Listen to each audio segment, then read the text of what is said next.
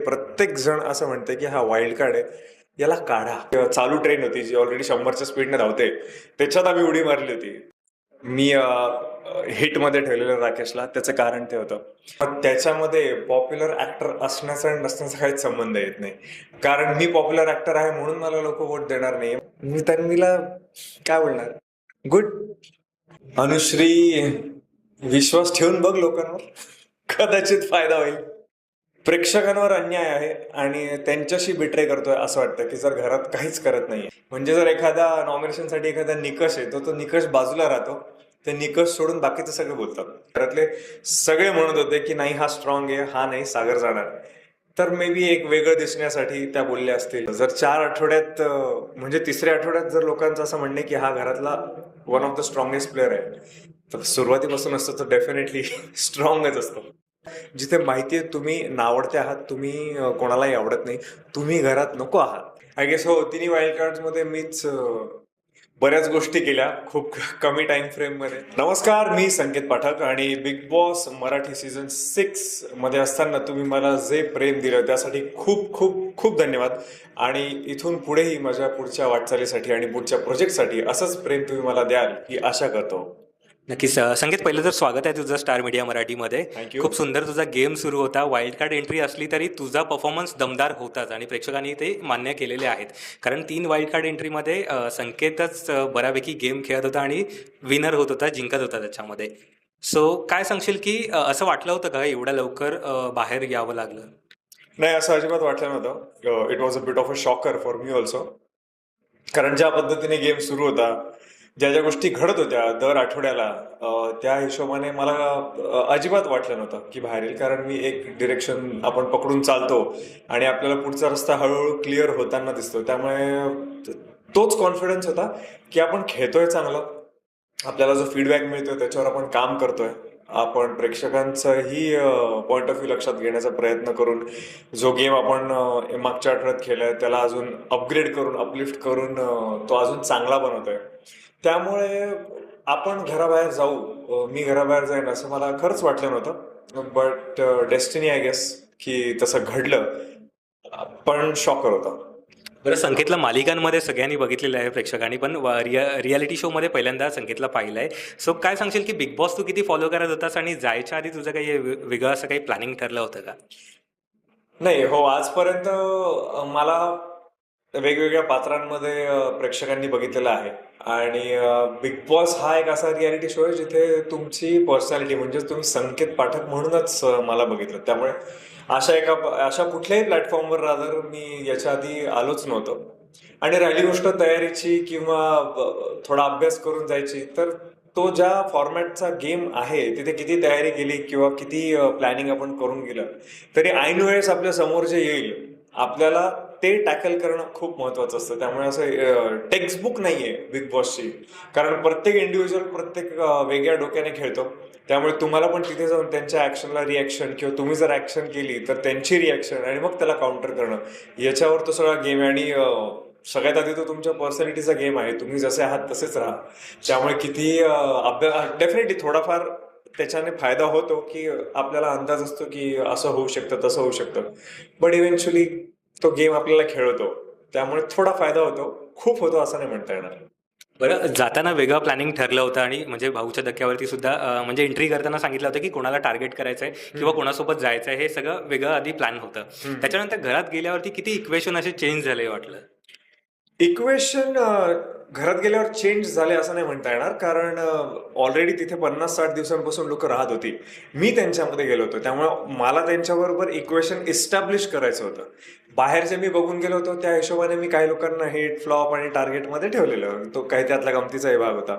पण आत गेल्यावर ज्यांच्याशी माझं नॅचरली म्युच्युअली एक इक्वेशन बनत गेलं त्या लोकांबरोबर मी खेळायला सुरुवात केली असं म्हणू शकतो आपण. बरं, सुरुवातीलाच संकेत कॅप्टन झालेलास तू. हो. काय सांगशील की कसं वाटलं होतं ते? कारण वाईल्ड कार्ड एंट्री झाल्यानंतर तिघांमध्ये तू पहिला कॅप्टन झाला होतास. राईट. आय गेस हो, तिन्ही वाईल्ड कार्ड मध्ये मीच बऱ्याच गोष्टी केल्या खूप कमी टाइम फ्रेम मध्ये. नॉमिनेटही झालो, त्याच्यातून बाहेर पण आलो, चुका पण केल्या भरपूर, त्या ओन पण केल्या आणि इव्हेंच्युअली कॅप्टन पण झालोच. त्यामुळे अशी एक फास्ट पेस्ट फिलिंग होती की इतकं सगळं खरं तर पटापट घडतंय, पण त्याची तयारी कुठेतरी होती माझ्या मनामध्ये. कारण ऑलरेडी जसं म्हणतात की ती चालू ट्रेन होती जी ऑलरेडी 100च्या स्पीडने धावते, त्याच्यात आम्ही उडी मारली होती. तर जर तिथेच स्टँड स्टील राहिलो असतो तर कदाचित पडलो असतो आम्ही खाली, मी पडलो असतो खाली. तर तसं न होऊ देता मी जेव्हा कॅप्टन झालो तेव्हा मला खरंच खूप आनंद झाला. मला असं वाटलं की ठीक आहे, आपण ज्या डिरेक्शनमध्ये मेहनत करतोय ती खरंच काम करते आहे. कारण तसा सपोर्ट जर मिळाला नसता आणि तसं काम मी केलं नसतं, तशी मेहनत केली नसती, तर कदाचित मी कॅप्टन झालोच नसतो. त्यामुळे कुठेतरी आपण बरोबर डिरेक्शनमध्ये आहे अशी मला फिलिंग आली. बरं, कॅप्टन झाल्यावरती जिम्मेदारी सुद्धा येते, मनस्ताप सुद्धा तुला झालाच असेल. कारण वाईल्ड कार्ड पहिल्यांदा म्हणजे आता त्यांचं असं होतं की वाईल्ड कार्डला लवकरात लवकर कॅप्टन बनून द्यायचं नाही किंवा काही त्यांना थोडं बाहेरच ठेवायचंय. सो किती मनस्ताप झाला होता त्यावेळेला तुला? मनस्ताप म्हणण्यापेक्षा ते एक प्रेशर असतं वेगळ्या प्रकारचं, आणि तुम्ही ते किती हँडल करू शकता तो तुमच्या पर्सनॅलिटीचा भाग आहे. आणि तो गेम आहे खरं तर, का जिथे तुम्हाला माहिती आहे प्रत्येक जण असं म्हणते की हा वाईल्ड कार्ड आहे, याला काढा. म्हणजे डायरेक्ट असंच म्हणते, याला काढा. जेव्हा हे शब्द तुम्ही समोर असताना तुमच्यावर बोलले जातात किंवा तुमच्या पाठीमागे बोलले जातात, पण ते तुम्हाला ऐकू येतात, कोणीतरी सांगतं, तेव्हा कुठेतरी ना एक अनसेड असं नोशन क्रिएट होतं, असं व्हॅक्युम क्रिएट व्हायला सुरुवात होते की सगळेच आपल्या विरोधात आहे, कोणालाच आपण नकोय. तर ते पर्स्पेक्टिव्ह चेंज करणं खूप डिफिकल्ट आहे. त्यामुळे ते एक नोशन असतं जिथे माहिती आहे तुम्ही नावडते आहात, तुम्ही कोणालाही आवडत नाही, तुम्ही घरात नको आहात, पण त्या सगळ्यावर मात करून तुम्हाला अशी एखादी गोष्ट करायची आहे जेणेकरून समोरच्याला तुमचं म्हणणं पटेल, तुम्ही वाईट नाही आहात हे कळेल, आणि इव्हेंच्युअली त्यांचा कॉन्फिडन्स वाढेल आणि तुम्ही सुद्धा स्ट्रॉंग आहात ही समोरची व्यक्ती म्हणजे घरातली व्यक्ती बोलतील. तर हा एक डिफरंट टास्क आणि रिस्पॉन्सिबिलिटी ऑल टुगेदर. बरं संकेत, दिसतं तसं नसतं हे आपण सगळेच बोलत असतो आणि बिग बॉसच्या घरात तर प्रत्येक वेळी तुला तरी अनुभवायला मिळालाच असेल. कारण आपण ज्यांचा विचार करतो ते आपल्याबद्दल कदाचित वेगळाच विचार करत असतील. तू सुद्धा विशालचा वेगळा विचार करत होतास, त्याच्यानंतर तुला चुगली दाखवण्यात आली होती. काय सांगशील त्या पॉइंटला, काय वाटलं होतं? कारण आपण ज्याच्याबरोबर लॉयल आहोत किंवा ज्याच्यावरती विश्वास ठेवतोय, कारण बाबांचं पत्र सुद्धा तू त्याला वाचायला दिलं होतंस आणि त्याच्यानंतर कळलं होतं की असं असं आपल्यासोबत गेम खेळला जातोय. हो, मला बिट्रेड फील झालेला. मला असं वाटलेलं की हा असं का बोलतोय, कारण मी तसाच आहे. जर कोणावर एक्स्ट्रीमिस्ट म्हणतो आपण त्याला, की जर विश्वास ठेवला आहे तर तो ठेवला, आणि नाही ठेवला तर तो नाहीच ठेवला. सिम्पल गोष्ट आहे त्याच्यामध्ये. जर कोणावर विश्वास आहे, बसलाय किंवा ते ट्युनिंग जमलंय तर ते जमलंय, मग परत परत ती गोष्ट रिव्हिजिट करायची गरज मला वाटत नाही. आणि त्या सिच्युएशन मध्ये जेव्हा कळतं की ज्याच्याबरोबर आपण खेळतोय तो कुठेतरी बॅकएंडला जाऊन अशा गडबडी करतोय, गोष्टी करतोय, बॅकस्टॅबिंग करतोय, तर डेफिनेटली वाईट वाटतं. आणि इतक्या म्हणजे मेन होस्ट कडून ती गोष्ट येणं, रितेश भाऊंकडून ती गोष्ट येणं की असं असं तुझ्या मागे होतंय, तर डेफिनेटली तेव्हा राग आला होता आणि जाब विचारला गेला होता. मी त्याला विचारलं की तू असं का केलंस. त्याच्यावर त्याने क्लॅरिटी दिली की असं असं झालंय, हे आहे, पार्ट ऑफ द गेम आहे, पण इथून पुढे तसं नाही होणार.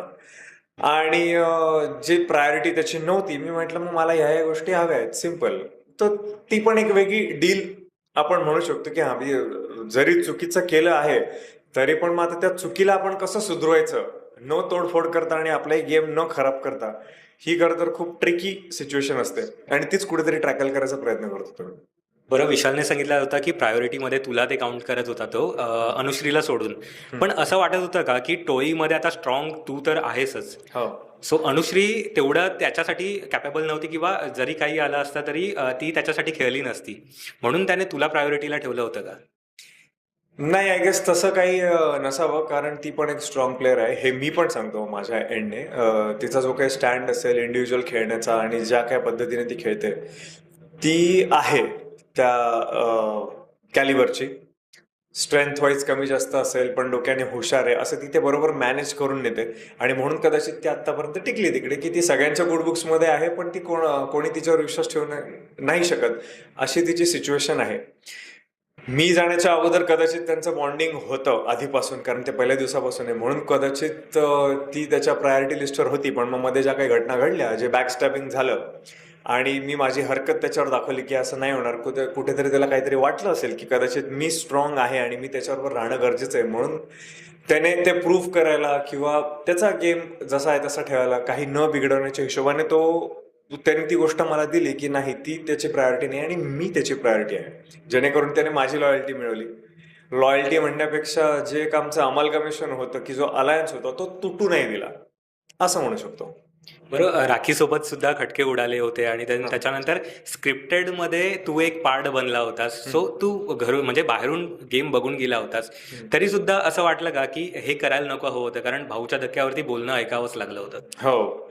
तो अनफॉर्च्युनेटली पार्ट मी नव्हता बघितला. भाऊंनी पण विचारलेलं, तुम्ही पूर्वीचे एपिसोड बघितलेत का? मी म्हटलं हो बघितलेत, पण मी असे सलग एपिसोड नाही मला बघता आले कामामुळे, ट्रॅव्हलिंगमुळे. आणि नेमकी त्याच्यात बरेचसे एपिसोड मी मिस केले होते आणि त्याच्यात ही एकदा घटना घडून गेली होती. म्हणजे त्यांनी विचारलं, मी म्हटलं मी काही एपिसोड्स नाही बघितले की ज्याच्यामध्ये ही गोष्ट आधी राखीने आय गेस प्राजक्ता बरोबर का कोणाबरोबर तरी केली होती. नाही तर मी कधीच नसतं केलं की हे एक नोशन त्याच्या मागे आहे, हे जर मला माहित असतं तर मी नसतं केलं. मी एक आपलं मैत्रीच्या नात्या खातीर आणि तिचं जे काय चालू होतं ओव्हरऑल, ती थोडी वल्नरेबल स्टेटमध्ये होती, मी चिअर अप करण्याच्या हिशोबाने थोडं प्ले अप करायचा प्रयत्न केला आणि तो प्लॅन फसला. But again I on my mistakes आणि मी त्याच्याबद्दल अपॉलॉजी पण मागितली होती. बरं संकेत, गेल्यापासून वाईल्ड कार्ड म्हणून तुला प्रत्येक वेळी बोललं जात होतं. देन त्याच्यानंतर सुपर्ण आल्यानंतर सुद्धा तिने सुद्धा सांगितलं होतं की वाईल्ड कार्ड असला तरी तो एक म्हणजे सदस्य आहे घरातला. आणि तिने हे सुद्धा सांगितलं होतं की वाईल्ड कार्ड का आहे हे मला माहिती आहे आणि संकेतला फक्त माहिती आहे. हो. सो आता तू बाहेर आहेस, सर तुला का आहे याचं क्लेरिफिकेशन द्यायचंय? तेव्हा दुसरं काम चालू होतं, तेव्हा माझ्याकडे तेवढा वेळ नव्हता आणि ते टाइमलाईन मॅच नव्हती होत ऍक्च्युली. आणि ते ह्या गोष्टी घरातल्यांना सांगून काही पॉईंट नाही, त्याचा रेलिव्हन्सच तिथे नाहीये आणि नाही त्यांना समजणार आहे. त्यांना फक्त ते एखादं दुसरं कारण वाटलं असतं की मी वाईल्ड कार्ड काय आहे. त्यामुळे ज्या गोष्टीचा रेलिव्हन्सच तिथे नाहीये ती गोष्ट तिथे सांगून काय फायदा. म्हणून तिने सांगितलं की ती गोष्ट त्याला आणि मला माहितीये, तुम्हाला सांगून असं काय फायदा नाही, तुम्ही असं काय त्याला मान्य करणार नाही किंवा जे काय असेल ते, तिथे त्याचा रेलिव्हन्सच नव्हता. बरं, तरी तुला असं वाटतंय का सुरुवातीपासून तू असला असतास तरी आता आतमध्ये असला असता, किंवा सगळेच तुला बघत होते की टॉप 5 पर्यंत तरी असणार तू वरती तिकडे? कदाचित चित्र वेगळं असतं जर मी सुरुवातीपासून असतो तर. मला थोडा अजून टाइम मिळाला असता. कदाचित जी गोष्ट असं समजू शकता 60 दिवसांची गोष्ट मी 28 दिवसात केली, तर जर मला त्या गोष्टीसाठी 60 दिवस किंवा आता म्हणजे 2.5 महिने मिळाले असते तर डेफिनेटली चित्र वेगळं असतं, डेफिनेटली गोष्टी वेगळ्या पद्धतीने असतात. जर 4 आठवड्यात म्हणजे तिसऱ्या आठवड्यात जर लोकांचं असं म्हणणे की हा घरातला one of the strongest player आहे, तर सुरुवातीपासून असतं तर डेफिनेटली स्ट्रॉंगच असतो. बरं, स्ट्रॉंग तू वाटतच होतास, कारण सागर आणि तुझ्यामध्ये सगळ्यांना असं वाटत होतं की सागर जाईल, हो. पण दीपाली ताई होता की त्यांना असं वाटत होतं की संकेत जाईल. सो असं काय म्हणजे तुमचं नातं कसं होतं? कारण त्यांना प्रत्येक वेळी असं दिसत होतं, म्हणजे आम्हाला तर दिसत होतं की क्रॉस कनेक्शन तुमचं चालू आहे किंवा भांडण वगैरे ते. नाही, ऍक्च्युली क्रॉस कनेक्शनच नाही. मे बी त्यांनी आउट ऑफ ग्रज किंवा मी त्यांना ज्या बेसिसवर नॉमिनेट करत होतो त्या बेसिसवर फक्त एक just to react in a different way, त्याच्यासाठी कदाचित त्या बोलल्या असतील किंवा खरंच त्यांना मनातून वाटलं असेल की मी जाणार आहे किंवा अजूनही काही कारण असू शकतं. कारण ते त्या बोलल्या त्या असं का बोलल्या जेव्हा की घरातले सगळे म्हणत होते की नाही हा स्ट्रॉंग आहे, हा नाही सागर जाणार. तर मे बी एक वेगळं दिसण्यासाठी त्या बोलल्या असतील. कारण मी ज्या वेळेस त्यांना माझं काही पर्सनल दुश्मन नाही त्यांच्याशी, मी गेमच्या बेसिसवर त्यांना नेहमी नॉमिनेट केलं आणि त्याचा त्यांना त्या वेळेस फक्त राग आला. इन पर्सन मला नाही वाटत माझं आणि त्यांचं कधी काय वाजलं किंवा विदाऊट मुद्दा आमचं काही ग्रजेस होते. तर त्या हिशोबाने त्या म्हटल्या असतील, कारण त्यांनी मला नॉमिनेट केलेलं ज्याच्यामुळे मी तिथे नॉमिनेशन्स मध्ये होतो आणि ज्याच्यामुळे मी बाहेर पडलो. म्हणून त्यांच्या स्टँडवर ठाम राहण्यासाठी असे 3-4 रिझन्स आहेत. त्यांनी माझं नाव घेतलं असेल की नाही सागर नाही संकेत जाणार, इव्हेंच्युअली मी गेलो. तर सगळ्यांना वाटत होतं की तू जाणार नाही, कारण तू बाहेर गेल्यानंतर राकेशने सुद्धा सांगितलं होतं की पॉप्युलर आर्टिस्ट आहे तो, तरी सुद्धा त्याच्या पॉप्युलॅरिटीवरती सुद्धा म्हणजे कमी वोट्स पडलेत आणि तो बाहेर गेलाय. म्हणजे आपल्याला सुद्धा कसं खेळायचं हे तो आता तिथे सांगत होता. सो काय सांगशील की राकेश कसा आहे? तू घरी राहून आलेला आहेस, सो तू बऱ्यापैकी सांगू शकतोस. नाही, राकेश असं बोलला असेल की पॉप्युलर ऍक्टर, पण तेच मी म्हटलं ना की जर आपण गेम खेळतो आहोत आणि गेमच्या बेसिसवर आपल्याला वोट्स मिळणार आहेत आणि जज केलं जाणार आहे, तर मग त्याच्यामध्ये पॉप्युलर ऍक्टर असण्याचा आणि नसण्याचा काहीच संबंध येत नाही. कारण मी पॉप्युलर ऍक्टर आहे म्हणून मला लोक वोट देणार नाही, माझा गेम बघून मला वोट देणार आहे. कदाचित त्यांना माझा game up to the mark वाटला असेल म्हणून थोडेफार जे काही वोट्स पडले ते मिळाले असतील. आणि इव्हेंच्युअली राकेश काय बोलतो हे त्याचं मत आहे आणि तो हे दुसऱ्यांना सांगत होता. असं राकेश बरंच कोणाकोणाला सांगत असेल, ते काय मला माहिती नाही. आणि ते किती ग्राह्य धरायचं आपण ते कम्प्लिटली आपल्यावर आहे. त्यामुळे राकेश ठीक आहे, काहीतरी बोलला असेल, ठीक आहे. तन्वीबद्दल काय सांगशील? कारण प्रत्येक वेळी ती स्ट्रॉंग आहे असं बोललं जात आहे. सो तुझ्या पॉइंट ऑफ व्ह्यूने कशी आहे ती? आहे ती स्ट्रॉंग आहे, तिला वीक नाही म्हणता येणार. ज्या कुठल्या पद्धतीने ती खेळते, जो काही तिचा गेम आहे आतापर्यंत ती खेळत आलेली आहे, ती तिथे टिकलेली आहे. त्यामुळे डेफिनेटली ती वीक आहे असं म्हणूच शकत नाही. डेफिनेटली थोडेसे खाचखळगे असतात, प्रत्येकाच्या पर्सनॅलिटीमध्ये थोडेसे फ्लॉज असतात, तसेच तिच्याही आहेत. पण म्हणून तिला ब्लेम करण्यासारखं याच काही नाही. ठीक आहे, जोपर्यंत ती घरात आहे डेफिनेटली ती स्ट्रॉंग प्लेअर आहे. बरं संकेत, मी काही नावं सांगतो, तू त्यांना काय सल्ले देशील हे तुला सांगायचंय. सागर, व्यक्त व्हा, विशाल, कमी बोला, दीपाली. बोलूच नाही. का असं? कारण माझ्या मते कुठलाही मुद्दा असेल की ते मागचंच कुठलं तरी काहीतरी काढतात आणि तो मुद्दा, करंट मुद्दा बाजूला राहतो आणि त्या फक्त बोलत सुटतात आणि त्या बोलण्याला मग अर्थच नसतो. सुरुवातीपासूनच अर्थ नसतो. अर्थ राहत नाही असंही म्हणू शकत नाही मी. म्हणजे जर एखादा नॉमिनेशनसाठी एखादा निकष आहे, तो निकष बाजूला राहतो, ते निकष सोडून बाकीचं सगळं बोलतात. त्यामुळे त्यांच्या बोलण्याला मला खरंच अर्थ वाटत नाही. त्यामुळे नका बोलू, सिम्पल, बाकी काही नाही. अनुश्री. अनुश्री, विश्वास ठेवून बघ लोकांवर, कदाचित फायदा होईल. राखी. राखी क्या कर रही है, क्या कर रही है, क्या करवा रही है Rakhi. Reva. Reva, good wild card, one of the good wild cards. तुझ्या स्माइल मध्ये पण असं काही वेगळं सांगायचं तुला असं जाणवतंय? नाही, रेवा स्वीट आहे. माझ्याबरोबरच वाईल्ड कार्ड मध्ये तिने एंट्री घेतली होती आणि ती आहे आता त्या ग्रुपमध्ये आहे त्यांच्याबरोबर. पण मग ती ग्रुपमध्ये आहे एवढंच. कदाचित माझ्याकडे जास्त आहे बोलण्यासारखं. ती कुठेतरी सेफ खेळते आहे आता. मे बी ती नंतर स्टँड आउट होईल किंवा तिचा गेम वेगळा असेल. She has chosen a different path. बरं, रेवा काटा ग्रुपची म्हणजे ग्रुपमध्ये आहे म्हणून ती तुला सेफ असं वाटते की तिचा इंडिव्हिज्युअल गेम तुला दिसतोय तिथे? नाही, as of now individual game तसं ती फिगर आउट करायचा प्रयत्न करते असं मला वाटतं. आता ती त्या काटा ग्रुपमध्ये, आता म्हणजे रिसेंटली त्यांनी असं सांगितलंय की ती काटा ग्रुपमध्ये आहे वगैरे. बट आय जस्ट होप की तिला कोणी बिट्रे करायला नको आणि कोणी तिचं त्या, शी इज व्हेरी स्वीट, तिच्या भोळेपणाचा कोणी फायदा उचलायला नको. That's it. तन्वीला काय सल्ला देशील? तन्वीला काय सल्ला द्यायचा? काही बोललं की ती आत्ता अशा मोडमध्ये की ओके. त्यामुळे मी तन्वीला काय बोलणार, गुड जॉब. राकेश. काहीतरी कर यार, टास्क खेळ, काहीतरी मजा कर, काहीतरी कर. फक्त नुसतं एक्झिस्ट करणं is not expected from a player like you. मी हिटमध्ये ठेवलेलं राकेशला, त्याचं कारण ते होतं, कारण मला वाटलेलं की अंडर प्ले करून तो असा अंडरडॉग बनून काहीतरी हे करतोय. पण घरात गेल्यावर मला तसं जेन्युइनली नाही वाटलं. त्यामुळे काहीतरी करणं गरजेचं आहे त्या घरात, नाही तर मग प्रेक्षकांवर अन्याय आहे आणि त्यांच्याशी बिट्रे करतोय असं वाटतं की जर घरात काहीच करत नाहीये आणि तरी प्रेक्षक आपल्याला दर आठवडा वाचवता आहात. Not fair with them. बरं, आता घरामध्ये टॉप 8 राहिलेले आहेत. हो. सो सगळं स्टफ होणार आहे त्यांच्यासाठी, कारण टॉप 5 टॉप 3 वगैरे निघणार आहेत. हो. So, तुला असं काय वाटतं की त्याच्यामध्ये 3 टॉप असतील? अनुश्री असू शकते, तन्वी असू शकते, विशाल असू शकतो टॉप 3 मध्ये. म्हणजे जिथं ज्या पॉइंट ऑफ व्ह्यूने मी बघतोय, एनिथिंग कॅन चेंज. पण मला तन्वी आणि अनुश्री तर वाटतायत स्ट्रॉंग प्लेयर्स. विशाल काही होऊ शकतं, जर मी इथे बसलोय तुमच्याशी बोलतोय तर काही होऊ शकतं.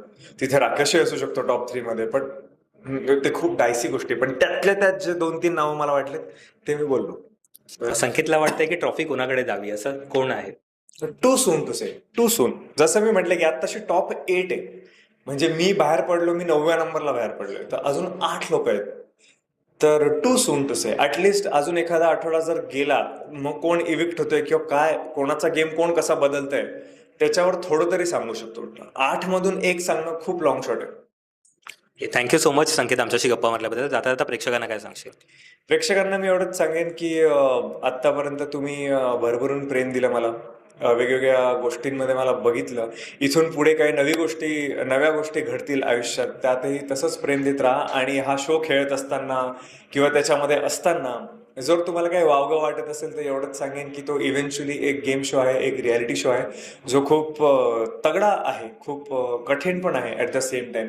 तर त्याच्यात थोडंफार वर खाली काय झालं असेल जे नाही होऊ दिलंय ही मी दक्षता घेतली होती, पण तरी काय वावगं वाटलं असेल तर समजून घ्या. एवढंच आहे, तुमचाच आर्टिस्ट आहे आणि असंच प्रेम देत राहा. धन्यवाद. थँक्यू सो मच आणि तुला खूप खूप शुभेच्छा. थँक्यू.